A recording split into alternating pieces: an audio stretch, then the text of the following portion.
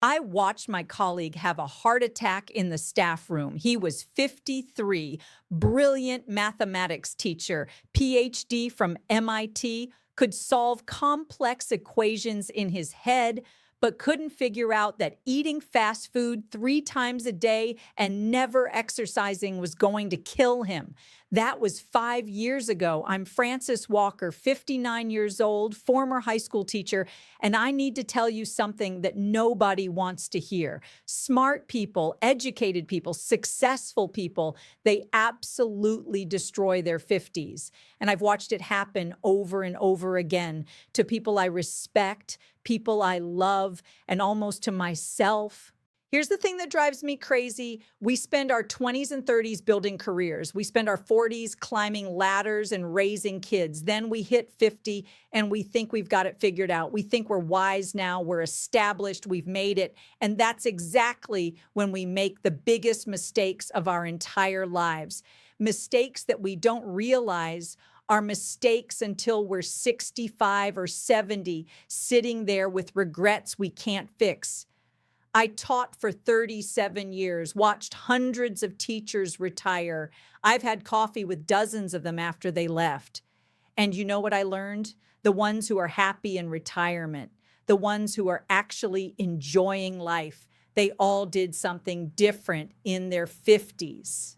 And the ones who are miserable, the ones who have regrets eating them alive, they all made the same mistakes. So let me tell you what those mistakes are, because you still have time to avoid them. The first one is the biggest. We sacrifice our health for a few more years of salary. I cannot tell you how many intelligent people I've watched do this. They know they should exercise. They know they should eat better. They know stress is killing them, but they tell themselves they'll deal with it after retirement. Just a few more years, just until they hit that pension milestone, just until the kids are done with college, just until the house is paid off. There's always a reason to wait. I had a friend, brilliant woman, department head, master's degree. She was so stressed in her 50s that she was on blood pressure medication, sleeping pills, and antidepressants. Her doctor told her she needed to make changes. She said she would after retirement. She had a stroke at 61, survived it, thank God, but she's not the same. Her retirement is now about managing disability, not enjoying freedom. And here's what makes me angry. She knew better. We all know better, but we do it anyway. Your 50s are not the time to push harder. They're the time to start pulling back. Your body is not 25 anymore. It won't bounce back from neglect. The damage you do in your 50s, you pay for in your 60s, 70s, and 80s. Start walking, join a gym, hire a trainer if you need to, cut back on the alcohol, get serious about sleep. I don't care if it's inconvenient. I don't care if it costs money. Your health is the foundation of everything else. Without it, nothing else matters. Second mistake, we stay in jobs we absolutely hate because retirement is right around the corner. I did this. I'm ashamed to admit it, but I did this. I hated my last 5 years of teaching. The administration changed, the culture became toxic, and I dreaded going to work every single morning. But I told myself it's just 5 more years. I can do anything for 5 years. You know what 5 years is? 1,825 days of misery. That's 1,825 mornings waking up with a pit in your stomach. 1,825 nights trying to convince yourself you can survive one more day. And for what? A slightly bigger pension? I ran the numbers after I retired. If I'd left at 54 instead of 59, I would have gotten 82% of my pension instead of 100%. 82%. You know what I would give to have those 5 years back? To have left while I still had energy and optimism? I'd give anything. The extra 18% of my pension isn't worth what those years cost me emotionally and physically. If you're in a job that's destroying you and retirement is 5 or 10 years away, do the math. Really do the math. Can you afford to leave earlier, even if it means a smaller retirement account? Because I promise you, time is more valuable than money. You can't buy back years of your life. Third mistake, we avoid uncomfortable conversations with our aging parents. Nobody wants to talk about death, decline, or what happens when mom and dad can't live independently anymore. So we don't. We avoid it. We tell ourselves there's plenty of time, and then there's a crisis, a fall, a stroke, a diagnosis, and suddenly you're making massive life decisions in a hospital hallway with incomplete information and no plan. I watched this destroy a colleague. His father had a massive stroke at 76. Nobody knew where the important documents were. Nobody knew what his father wanted for end of life care. Nobody had talked about finances. My colleague spent 2 years in absolute hell trying to piece together his father's wishes while managing his care, dealing with lawyers, fighting with siblings. It nearly ended his marriage.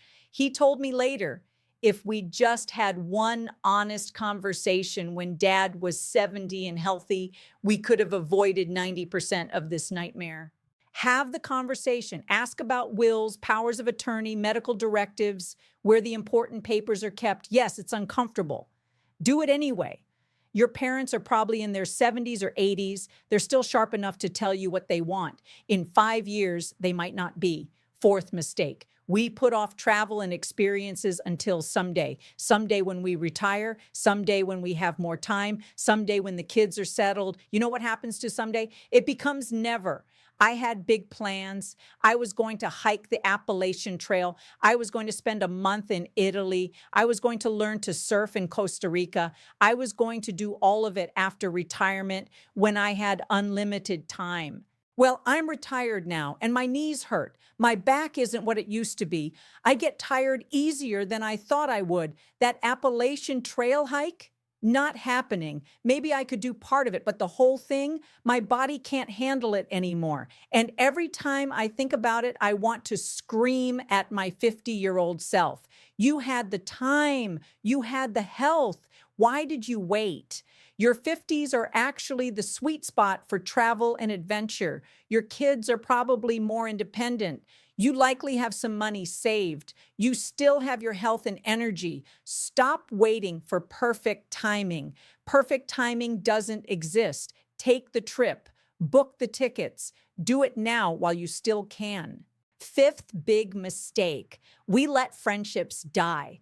We're so busy with work and family that we stop investing in the relationships that actually matter. We tell ourselves we'll reconnect after retirement. We'll have coffee then. We'll catch up then. But here's what actually happens. You retire and you realize you don't really have friends anymore. You have former colleagues you barely kept in touch with and acquaintances you see at the grocery store.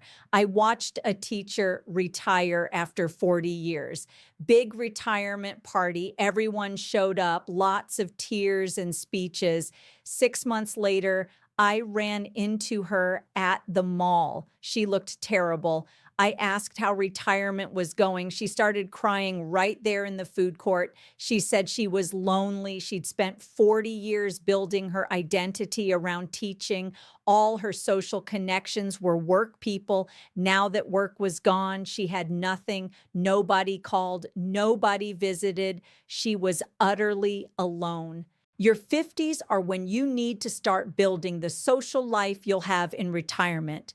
Join clubs. Say yes to invitations even when you're tired. Call that old friend you haven't talked to in years. These connections don't just make retirement better, they might save your life. Loneliness kills. It's as dangerous as smoking. Sixth mistake, and this one surprises people, we're too conservative with money. You'd think the mistake would be spending too much, right? But I've talked to dozens of retirees. And the number one financial regret isn't overspending. It's being too cheap. It's denying yourself experiences and joy in your 50s because you're terrified of running out of money in your 80s. I know a couple who saved religiously their entire lives, never took vacations, drove old cars, lived in a tiny house. They retired at 65 with over $2 million saved. Sounds great, right? Now they're 78 and 76. They have more money than they'll ever spend, but they missed decades of experiences because they were too afraid to enjoy what they had. The husband told me, we saved all this money and now we're too old and tired to enjoy it. What were we saving it for? To leave to kids who don't need it? I'm not saying blow your retirement savings, but I am saying that life is meant to be lived. If you can afford a nice vacation, take it. If there's a course or hobby you want to pursue, do it. Money is a tool, not a trophy. Use it while you still have the health and energy to enjoy what it can buy. And the last mistake. We never learn to say no. Your 50s are peak obligation years. Your kids still need help. Your aging parents need help. Work wants more from you because you're experienced and reliable.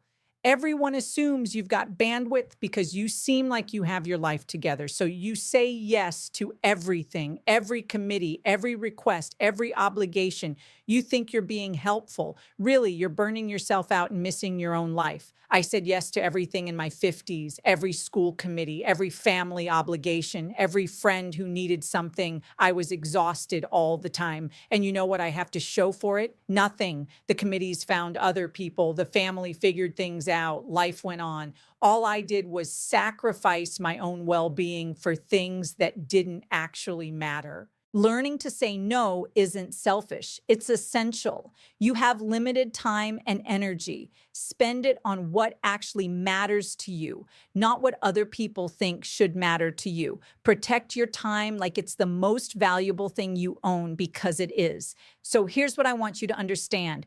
Your 50s are not a waiting room. They're not a countdown to retirement. They might actually be the best decade of your life if you don't waste them.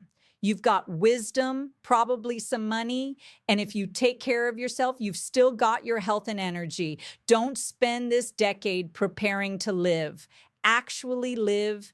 Take care of your body now. Leave the job that's killing you. Have the hard conversations. Take the trips. Invest in friendships. Spend some money on experiences. And for the love of God, learn to say no.